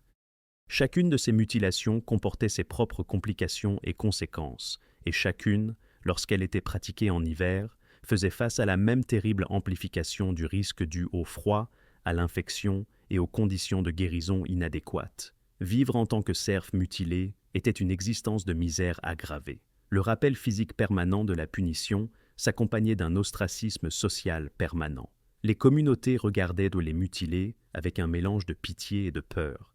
Pitié pour leur souffrance, peur que l'association avec un criminel connu puisse attirer les soupçons sur soi. Les enfants qui grandissaient en voyant les mutilations de leurs parents intériorisaient des leçons sur l'obéissance et les coups de la résistance. La peur qui imprégnait les communautés, serves était palpable et intentionnelle, un mécanisme de contrôle social aussi efficace que des chaînes ou des murs. Le pouvoir des seigneurs était rendu visible sur les corps de la population, inscrit dans le tissu cicatriciel et les parties du corps manquantes, un texte que tout le monde pouvait lire sans savoir lire. Cette visibilité garantissait que l'investissement dans la punition rapportait des dividendes bien au-delà du cas individuel, car chaque personne mutilée devenait un avertissement ambulant, sa souffrance prolongée sur toute sa vie et son message délivré à tous ceux qui la voyaient. Pourtant, l'aspect peut-être le plus cruel de la justice médiévale n'était pas la torture physique, aussi horrible fût-elle, mais plutôt la destruction économique calculée qui pouvait réduire des familles entières à la famine au cœur de l'hiver, sans même poser la main sur elles. Les mécanismes de la punition financière attendaient ceux qui ne pouvaient pas être facilement intimidés par la seule douleur, et l'hiver transformait ces armes économiques en instruments de mort massive. Les seigneurs médiévaux possédaient une compréhension aiguë du fait que le pouvoir sur les corps pouvait être exercé par le contrôle des ressources aussi efficacement que par la violence directe. Le système de justice féodale était délibérément conçu non seulement pour punir les crimes, mais aussi pour extraire la richesse de la population assujettie, transformant l'appareil de la loi en un mécanisme de profit. Chaque crime, chaque transgression, chaque manquement aux obligations représentait une opportunité pour le seigneur d'imposer des amendes, de confisquer des biens ou d'exiger du travail supplémentaire. La cour seigneuriale fournissait ainsi aux seigneurs une source de revenus commode, comme le reconnaissaient explicitement les sources contemporaines. Pour les serfs vivant au niveau de subsistance, toute charge financière était catastrophique. Toute leur existence économique était précaire, en équilibre sur le fil du rasoir entre la survie et la famine. Après avoir cédé la part du seigneur de la production agricole, payé la dîme de l'Église, satisfait à divers frais et taxes féodaux, ce qui restait suffisait à peine à maintenir la vie. Il n'y avait pas d'économie, pas de coussin financier, pas de réserves sur lesquelles puiser en cas d'urgence. Une seule mauvaise récolte signifiait la famine. Une seule dépense imprévue signifiait le désastre. Et l'hiver était la saison où cet équilibre précaire était le plus facilement basculé dans la catastrophe. Les amendes et les amercements imposés par les cours seigneuriales se présentaient sous deux formes principales, bien que la différence pratique fût souvent négligeable. Une amende, au sens juridique technique, était une somme fixe prescrite par la loi pour des délits spécifiques. Un amercement était une punition arbitraire pour des délits mineurs, une alternative à l'emprisonnement, dont le montant était déterminé par la Cour en fonction en partie de la nature du délit et en partie de la capacité de paiement du délinquant. En pratique, cela signifiait que l'intendant du seigneur, présidant la cour seigneuriale, décidait du montant à extraire, guidé par le double objectif de punir le délinquant et de générer des revenus pour le manoir. L'éventail des actions pouvant entraîner des amendes était incroyablement large. Vendre de la bière de mauvaise qualité ou du pain de taille insuffisante, des violations des assises destinées à garantir un commerce équitable, entraînaient des amercements pour le brasseur ou le boulanger fautif. Faire couler le sang, que ce soit dans une bagarre ou par accident, entraînait des amendes particulièrement lourdes qui variaient en fonction de la gravité de la blessure et du statut social des deux parties. Et un mauvais labourage des champs du seigneur pouvait entraîner des amendes collectives, comme ce fut le cas pour tous les laboureurs de Great Ogborn dans la période 1246-1249, qui furent reconnus coupables d'avoir mal labouré la terre du seigneur et condamnés à payer 9 shillings de dommages et intérêts, une somme considérable. L'intrusion, même par inadvertance, déclenchait des amendes, les registres des cours seigneuriales, documentant des cas où des serfs faisaient face à l'emprisonnement et à des pénalités monétaires substantielles pour être entrés sur la propriété d'autrui ou avoir causé des troubles. Pratiquement toute violation des règles du manoir, des normes sociales ou des obligations féodales pouvait générer une pénalité financière. Au-delà de ces amendes ponctuelles pour des incidents spécifiques, les serfs faisaient face à une structure de frais coutumiers qui accompagnait les grands événements de la vie et les obligations saisonnières. Lorsque la fille aînée du seigneur se mariait, tous les serfs devaient un droit coutumier pour célébrer l'occasion, quelles que soient leurs propres circonstances financières. Si la fille d'un serf souhaitait se marier, il fallait demander la permission et payer une amende. Si un fils voulait apprendre à lire ou devenir prêtre, échappant ainsi au cycle du servage agricole, un droit était exigé. Quitter le manoir pour quelque raison que ce soit, même temporairement, nécessitait une permission et généralement un paiement. Utiliser le moulin du seigneur pour moudre le grain ou le four du seigneur pour cuire le pain entraînait des frais obligatoires. Pêcher dans les cours d'eau, ramasser du bois de chauffage dans les forêts, chasser du petit gibier, Toutes les activités nécessaires à la survie nécessitaient une permission et souvent un paiement. L'effet cumulatif de ces frais et amendes était une pression financière constante qui maintenait les familles serves perpétuellement endettées et perpétuellement vulnérables. L'erio, parfois appelé la taxe sur la mort, est peut-être le plus prédateur des droits coutumiers. Lorsqu'un serf mourait, son héritier ne pouvait continuer à détenir la tenure familiale qu'en payant un droit de succession au seigneur. Cette taxe était généralement prélevée en nature plutôt qu'en espèces, et plus précisément, elle consistait généralement en le meilleur animal que le serf avait possédé. L'erio pouvait réclamer le meilleur bœuf de la famille, nécessaire pour le labour, sa meilleure vache, fournissant du lait et de futurs veaux, ou son meilleur cheval, essentiel pour le transport et les gros travaux. Les enfants du défunt ne pouvaient rester sur la terre que s'ils cédaient cet animal, leur bien le plus précieux, au moment précis où ils avaient le plus besoin de toutes leurs ressources pour compenser la perte du travail de leurs parents. Parfois, l'erio prenait la forme des meilleurs vêtements, outils ou autres possessions si la famille ne possédait pas d'animal approprié. L'effet pratique était de dépouiller chaque génération de la petite quantité de richesses accumulées que leurs parents auraient pu réussir à économiser, garantissant que les serfs restaient en permanence au niveau de subsistance, incapables d'améliorer leurs conditions ou d'accumuler des ressources qui pourraient permettre une éventuelle évasion du servage. Lorsque des amendes étaient imposées en hiver, elles devenaient des condamnations à mort sous un autre nom. Une amende de quelques shillings seulement représentait l'équivalent de la valeur d'une semaine ou d'un mois de travail pour un serf. Imposée pendant l'hiver, lorsque le travail agricole avait cessé et que les emplois alternatifs étaient rares ou inexistants, il n'y avait tout simplement aucun moyen de gagner l'argent pour payer. Le serf faisait face à un choix impossible, céder ses réserves de nourriture ou ses animaux pour couvrir l'amende, ou refuser et faire face à une punition croissante, y compris des peines corporelles ou l'emprisonnement. La plupart choisissaient de payer, car l'alternative était pire, mais payer signifiait le désastre. Céder le grain et la nourriture stockée signifiait que la famille mourait de faim avant le printemps. Il n'y avait aucune possibilité d'obtenir plus de nourriture avant que la plantation, la croissance et la récolte n'aient lieu, un cycle qui prenait des mois. Les enfants et les personnes âgées, les plus vulnérables à la malnutrition, mouraient les premiers, leur corps incapable de survivre avec des rations réduites. La perte d'animaux multipliait la catastrophe. Une vache fournissait non seulement de la nourriture sous forme de lait et éventuellement de viande, mais aussi de la chaleur corporelle. Les serfs médiévaux faisaient entrer les animaux à l'intérieur pendant l'hiver, car une vache fournissait à peu près la même chaleur qu'un petit foyer.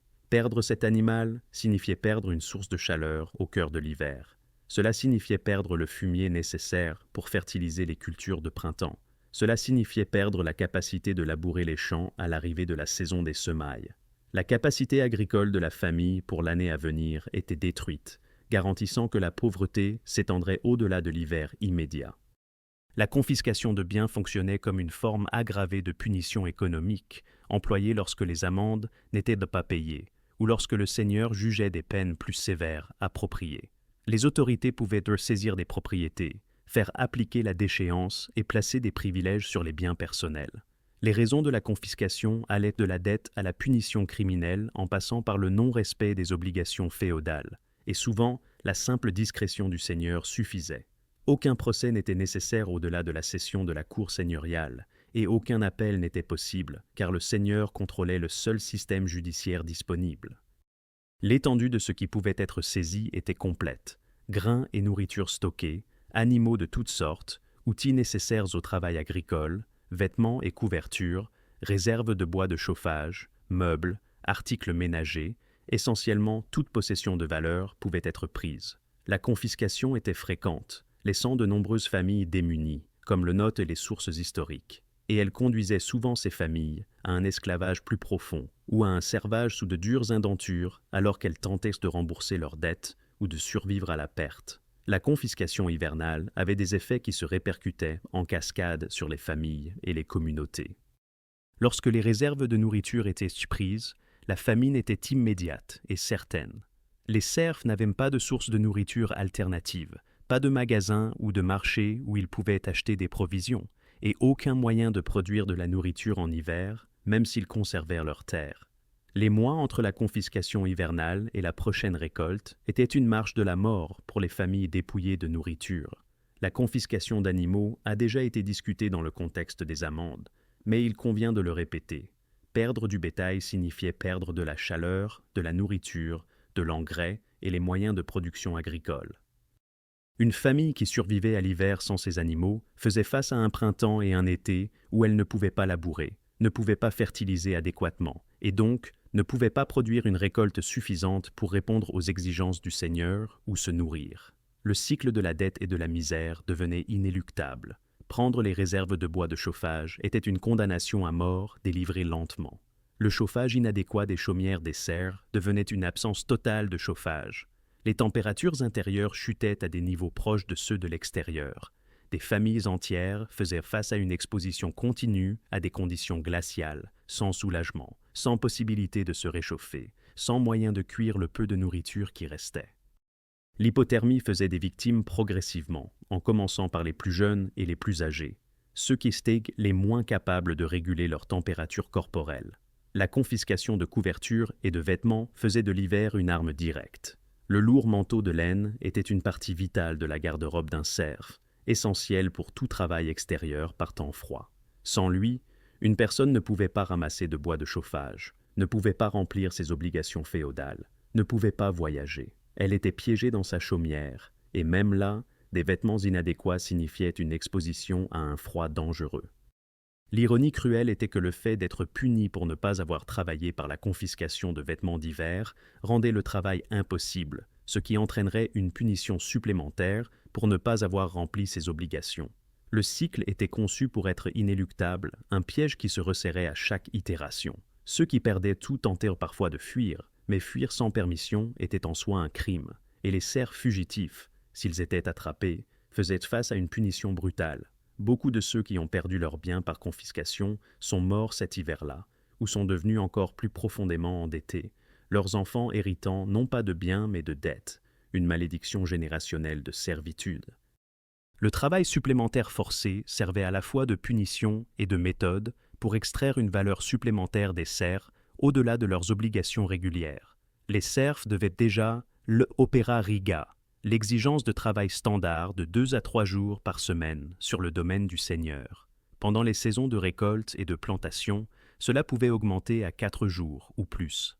L'hiver apportait généralement des exigences plus légères, peut-être seulement la fourniture de quelques dizaines d'œufs ou d'autres petites contributions, car le travail agricole ralentissait. Mais les seigneurs pouvaient exiger l'opéra corrugata, un travail réquisitionné également connu sous le nom de corvée, essentiellement du travail forcé au-delà des obligations standards.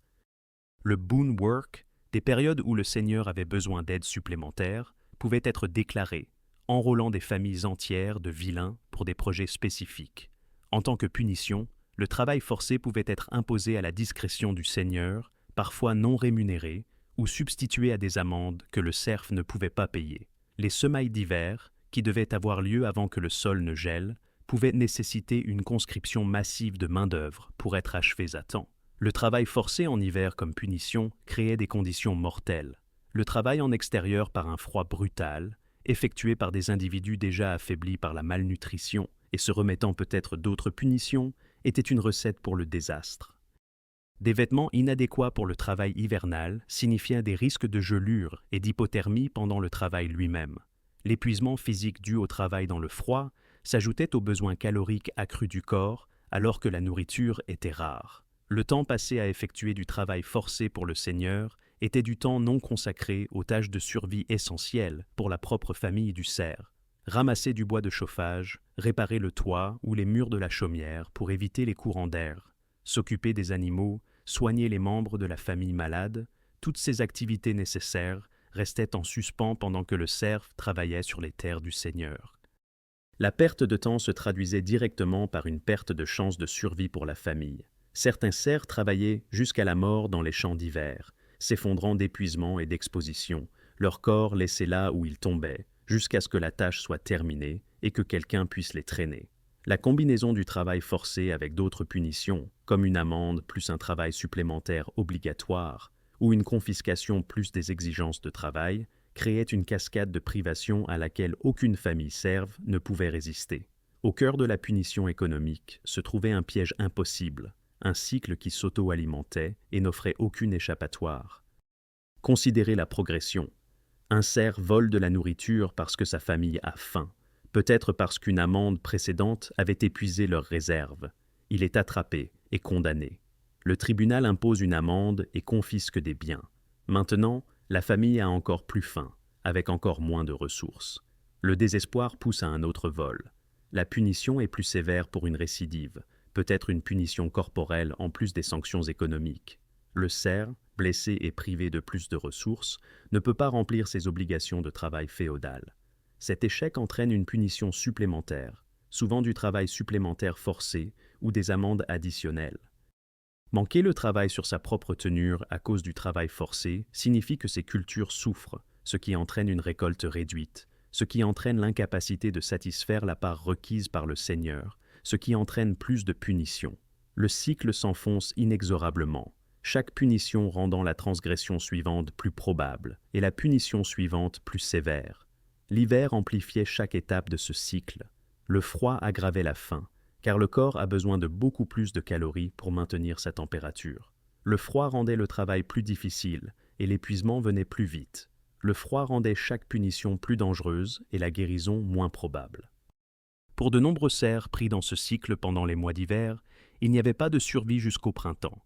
Ils mouraient dans leur chaumière de faim, de froid, d'infections que leurs corps affaiblis ne pouvaient pas combattre, ou du simple poids accumulé des privations. Du point de vue du seigneur, le système fonctionnait efficacement.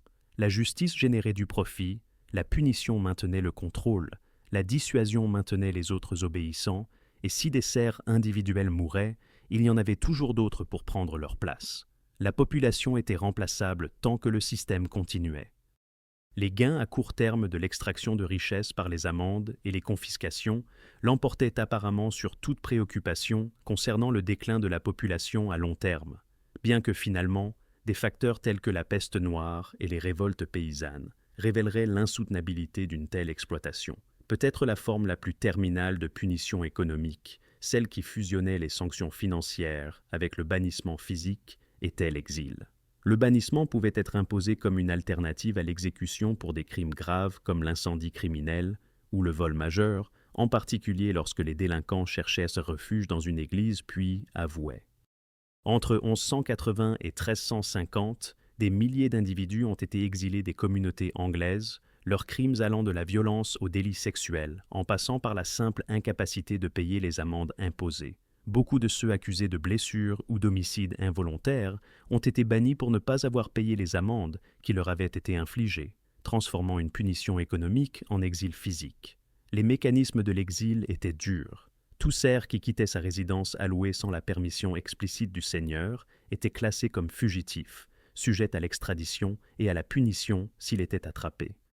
Mais le bannissement était un départ forcé, avec souvent tous les biens confisqués, l'interdiction de revenir sous peine de mort, et les communautés voisines averties de ne pas accueillir l'exilé. Les bannis étaient réduits au niveau de parias, d'étrangers et de vagabonds permanents, menant des vies d'insécurité en dehors des limites de la ville, sans réseaux sociaux, système de soutien ou protection juridique. Le bannissement en hiver était une condamnation à mort qui se produisait simplement hors de la vue des autorités. La société médiévale, bien que prospère selon les normes de son époque, restait suffisamment proche du niveau de subsistance pour que le vol soit une véritable menace pour la survie.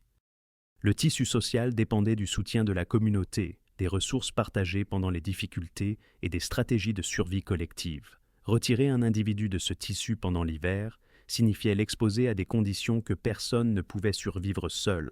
La personne bannie, errant dans la nature souvent sans le sou et désespérée, honteuse aux yeux de ses proches, mal accueillie dans les autres localités, faisait face à la famine en quelques jours ou semaines. Sans abri contre les éléments, avec des températures chutant chaque nuit, sans accès à des réserves de nourriture, avec des vêtements inadéquats et sans moyen de faire du feu ou de construire une protection, la mort par exposition était pratiquement certaine. Les forêts et les routes étaient dangereuses même par beau temps, fréquentées par des bandits, des animaux sauvages et d'autres parias désespérés. En hiver, ces dangers se multipliaient. Les bannis étaient vulnérables à la violence sans recours légal, ni communauté pour chercher de l'aide. Comme le notaient laconiquement les sources historiques, l'exil lui-même contribuait à de nombreux décès, mais bien hors de la vue des autorités. Cette phrase capture la cruauté calculée du bannissement hivernal. Les seigneurs pouvaient se prétendre avoir fait preuve de miséricorde en n'exécutant pas purement et simplement le délinquant.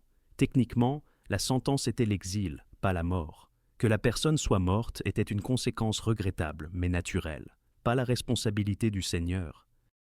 Le déni plausible était parfait, le coup était nul, pas besoin de payer un bourreau ou d'entretenir un prisonnier. Et l'effet dissuasif était fort. Les communautés savaient que le bannissement en hiver signifiait la mort, et la peur d'être chassé maintenait beaucoup de gens dociles, là où d'autres punitions auraient pu échouer. La pratique était efficace et, du point de vue du seigneur, suffisamment humaine pour éviter les critiques tout en atteignant le résultat souhaité. Les archives montrent que des milliers de personnes ont été exilées pendant la période concernée. Mais les archives de survivants de l'exil ou de personnes ayant établi de nouvelles vies sont rares, voire inexistantes.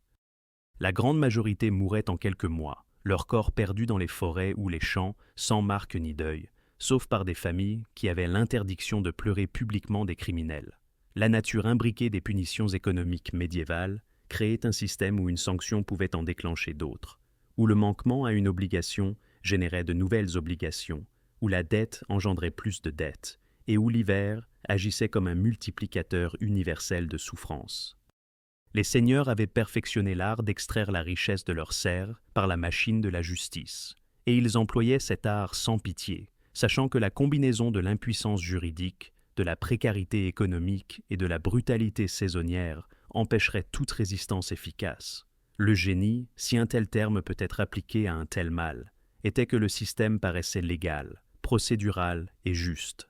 Des cours étaient tenus, des délits étaient documentés, des punitions étaient prescrites selon la coutume et la loi, et les seigneurs individuels pouvaient prétendre qu'ils ne faisaient que respecter la tradition et maintenir l'ordre. La violence structurelle était cachée derrière le vernis de la justice, et le rôle de l'hiver dans la transformation des amendes en famine, de la confiscation en condamnations à mort et du bannissement en exécution était attribuable à la nature plutôt qu'à la cruauté humaine. Les 5 catégories de punitions hivernales que nous avons examinées, l'humiliation publique dans les ceps et le pilori, l'exposition dans les cages suspendues et les cachots, la flagellation, la mutilation et le marquage au fer rouge, et la destruction économique par les amendes et la confiscation, forment ensemble un portrait de la justice médiévale qui remet en question toute notion romancée de la période. Ce qui lie ces punitions est un fil conducteur commun, chacune qui pouvait être survivable ou du moins récupérable en été ou dans des conditions tempérées, devenait une condamnation à mort à l'arrivée de l'hiver. Le petit âge glaciaire, commençant à la fin du XIIIe siècle et s'intensifiant au cours des XIVe et XVe siècles, a créé des hivers assez rudes pour geler complètement les rivières, arrêter tout commerce, dévaster les récoltes et tuer même les individus bien préparés. Pour les serfs soumis à une punition judiciaire, déjà affaiblis par la malnutrition, l'exposition et les blessures, ces hivers étaient insurmontables. Les seigneurs le savaient, comprenaient la relation entre le moment de la punition et la mortalité, et utilisaient l'hiver de manière stratégique, comme une arme dans leur arsenal de contrôle. Le système de justice médiéval était explicitement conçu pour remplir une double fonction, maintenir l'ordre social et générer des profits pour les seigneurs.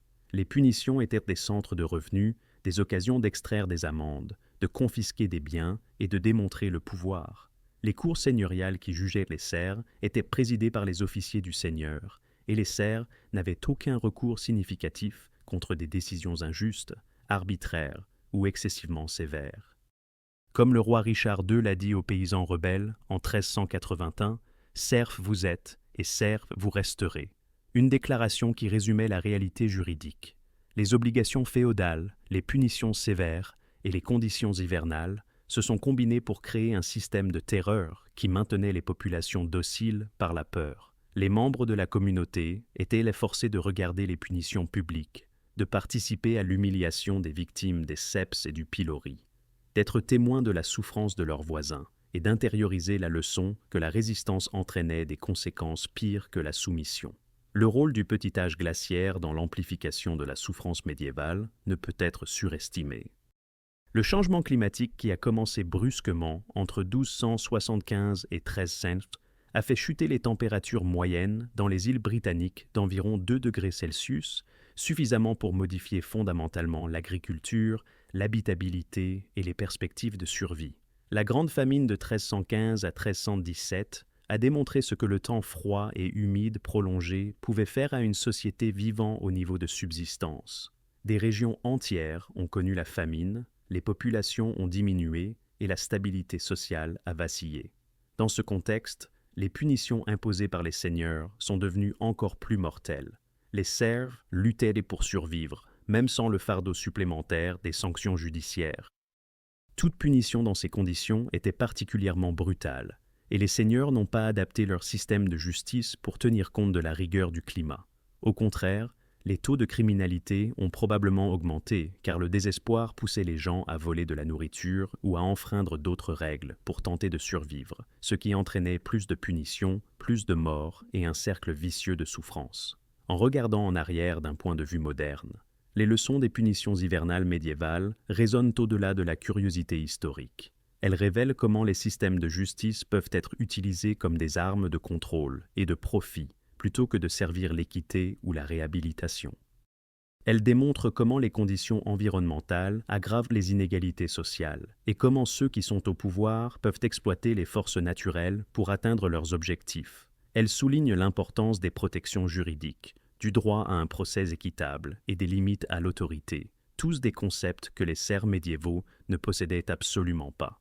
Les dangers des systèmes judiciaires conçus pour générer des revenus restent pertinents, comme le démontrent les discussions contemporaines sur la confiscation des avoirs civils, le financement des municipalités par les amendes et les prisons pour dettes, qui montrent que la tentation d'utiliser la justice comme source de revenus persiste. La punition publique comme outil de terreur a été largement abandonnée au profit d'approches axées sur la réhabilitation, du moins en théorie, bien que les débats sur les objectifs de la justice pénale se poursuivent.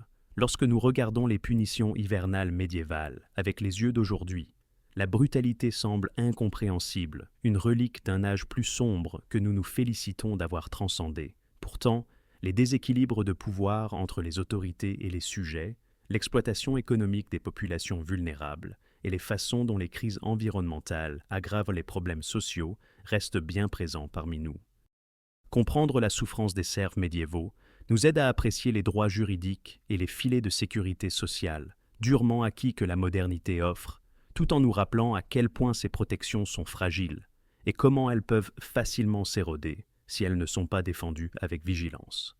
Le seigneur médiéval qui condamnait un serf au cep pendant un blizzard, ou confisquait les réserves de nourriture d'une famille en décembre, ou bannissait quelqu'un dans la nature sauvage en hiver, exerçait une autorité légalement sanctionnée, suivait des coutumes établies et opérait dans les normes acceptées de sa société. Le fait que de telles actions étaient si légales les rend plus troublantes, et non moins, car cela révèle comment les systèmes juridiques peuvent être structurés pour permettre l'atrocité tout en maintenant l'apparence de la justice. Les hivers médiévaux étaient rudes pour tout le monde, la noblesse comme les paysans, bien que les riches aient eu de meilleurs vêtements, de meilleures maisons, une meilleure nourriture et un meilleur chauffage pour atténuer le froid. Pour les serfs confrontés à la punition, l'hiver transformait les sanctions judiciaires en condamnation à mort. La combinaison d'un abri inadéquat, de vêtements minimaux, d'une mauvaise nutrition et d'une impuissance juridique signifiait que les punitions qui ne causaient que de la douleur ou de l'humiliation en d'autres saisons devenaient fatales en hiver. Les ceps et le pilori tuaient par exposition, les cailles suspendues et les cachots par hypothermie et maladie, la flagellation par des plaies infectées qui ne pouvaient pas guérir, la mutilation par des blessures qui devenaient gangreneuses, et les sanctions économiques par la famine et la perte des ressources nécessaires à la survie. Des milliers de serfs mouraient chaque hiver, non pas directement de leurs crimes présumés, mais des punitions qui leur étaient imposées, des morts qui étaient prévisibles, évitables et, dans de nombreux cas, intentionnelles. Le système était conçu pour contrôler par la peur et pour profiter de la souffrance, et l'hiver était enrôlé comme un bourreau, permettant aux seigneurs de tuer sans le processus juridique formel que l'exécution exigeait et sans la responsabilité morale que le meurtre direct entraînait. Leur souffrance témoigne des aspects les plus sombres du système féodal, un rappel de ce que les êtres humains feront à d'autres êtres humains, lorsque la loi, la coutume et le pouvoir s'alignent pour permettre la cruauté. Les registres de justice et les archives seigneuriales, qui documentent ces punitions avec une telle brièveté bureaucratique, les preuves archéologiques des emplacements des ceps et des conditions des cachots, les restes squelettiques portant des signes de mutilation et de maladie, tout témoigne d'une réalité qu'aucune romantisation de la vie médiévale ne devrait être autorisée à obscurcir. Ces gens ont souffert, ils sont morts dans le froid, et leurs morts ont servi au maintien d'un ordre social qui valorisait la hiérarchie et le profit au détriment de la dignité et de la vie humaine. Se souvenir d'eux, comprendre leur expérience et reconnaître les systèmes qui les ont détruits sont des obligations que nous devons à l'histoire et à nous-mêmes. Merci de m'avoir rejoint pour cette difficile exploration des punitions hivernales médiévales et des réalités brutales de la justice féodale. Je reconnais que ce fut un sujet difficile, confrontant la capacité de cruauté que les systèmes juridiques peuvent permettre lorsqu'ils ne sont pas contrôlés par la compassion ou la responsabilité. Mon espoir est que cet examen approfondi a fourni non seulement des connaissances historiques, mais aussi une perspective sur la raison pour laquelle les droits juridiques, le droit à un procès équitable et un traitement humain en vertu de la loi sont si profondément importants. Comprendre comment l'hiver a été utilisé comme une arme contre les impuissants nous aide à apprécier l'importance des filets de sécurité sociale et les dangers des structures qui tirent de profit de la punition. Si vous avez trouvé cette exploration précieuse, je serais heureux que vous donniez un j'aime à cette vidéo et que vous la partagiez avec d'autres personnes intéressées par des examens honnêtes de l'histoire médiévale. La section des commentaires est ouverte à vos réflexions. Quel aspect des punitions hivernales médiévales vous a le plus surpris? Comment voyez-vous les leçons de cette période s'appliquer au système judiciaire contemporain? Je serai ravi de lire vos réflexions et discussions. Si vous êtes intéressé par plus de contenu examinant les réalités de la vie médiévale sans romantisation, veuillez vous abonner à la chaîne. Les prochaines vidéos continueront d'explorer des aspects du Moyen Âge qui sont souvent passés sous silence dans la culture populaire, mais qui sont essentiels pour comprendre le véritable caractère de la période. En conclusion, souvenons-nous de ceux qui ont souffert de ces hivers et de ces punitions, dont les noms sont pour la plupart perdus, mais dont l'expérience exige d'être reconnue, et engageons-nous à construire des systèmes de justice qui servent la dignité humaine plutôt que de la détruire. Jusqu'à la prochaine exploration des vérités cachées de l'histoire, prenez soin de vous